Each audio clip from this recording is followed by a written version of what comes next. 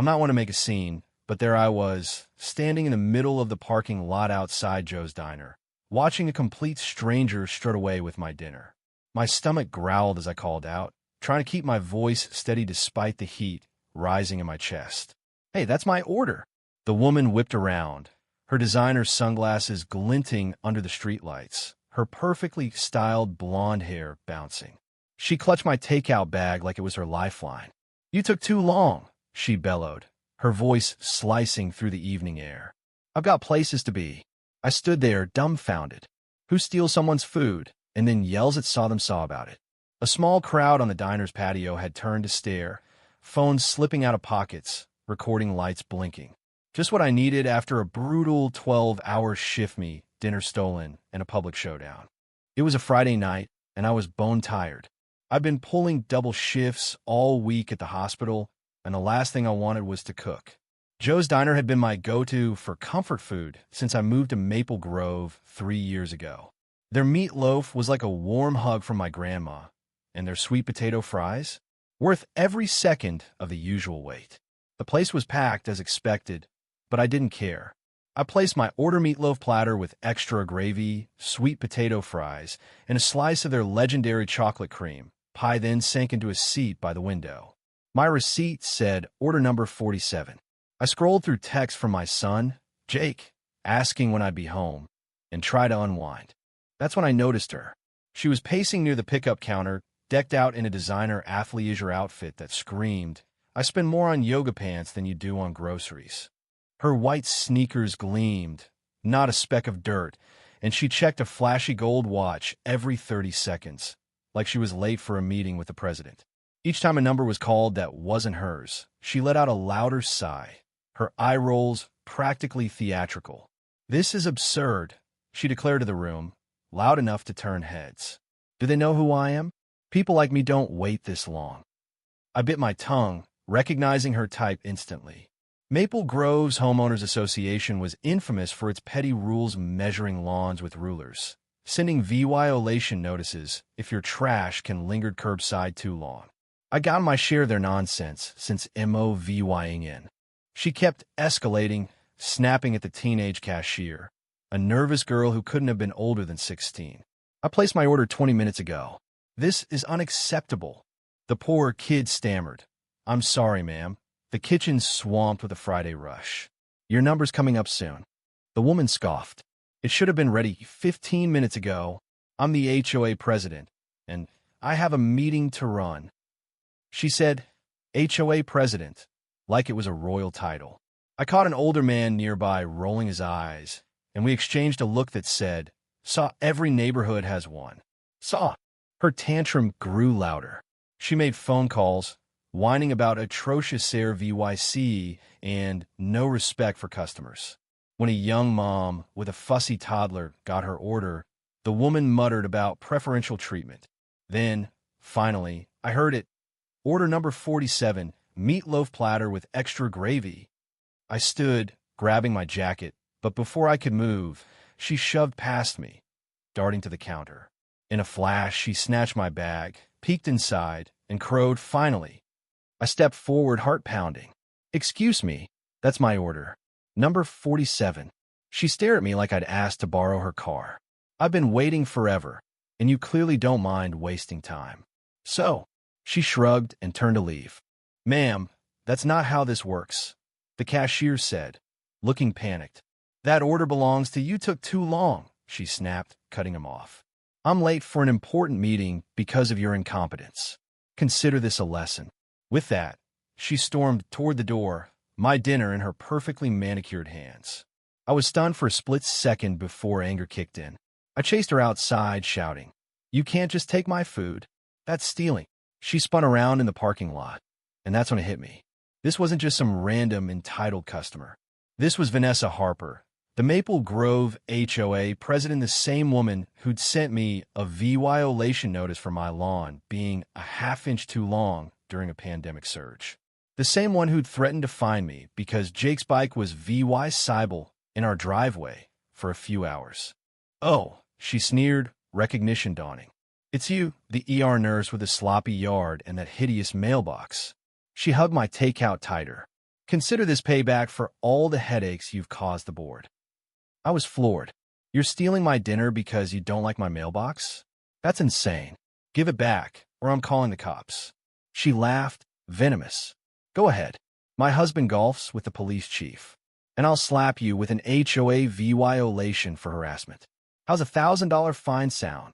By now, a crowd had followed us outside. A woman in her 40s was recording, her phone steady.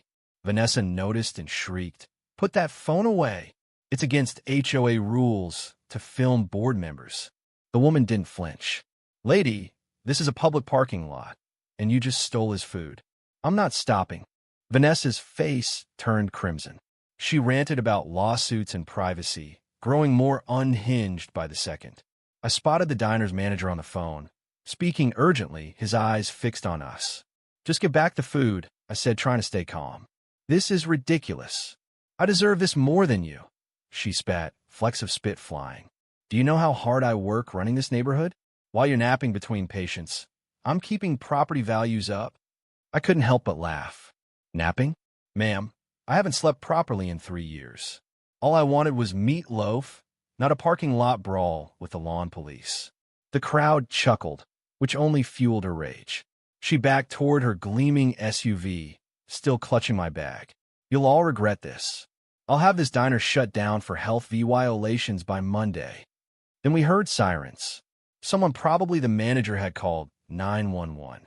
Vanessa froze, then, in a panic, tried to shove the bag into a trash can, as if that would erase her crime. Too bad for her. At least 5 phones caught every second. 2 officers pulled up, and the crowd pointed at Vanessa, who was now smoothing her hair and flashing a fake smile. "What's the problem, folks?" asked the first officer, a tired-looking guy who'd clearly seen his share of nonsense. Before I could speak, the woman recording stepped forward. This lady stole his takeout, then threatened him with HOA fines when he asked for it back. "I've got all on video." The officer turned to me. "That true, sir?" I nodded, laying out the story as calmly as I could, mentioning how she'd bragged about being HOA president and threatened me with harassment fines. The officer's face hardened. "Ma'am, did you take this man's food?" he asked Vanessa. She flipped a switch, morphing into a wide-eyed innocent.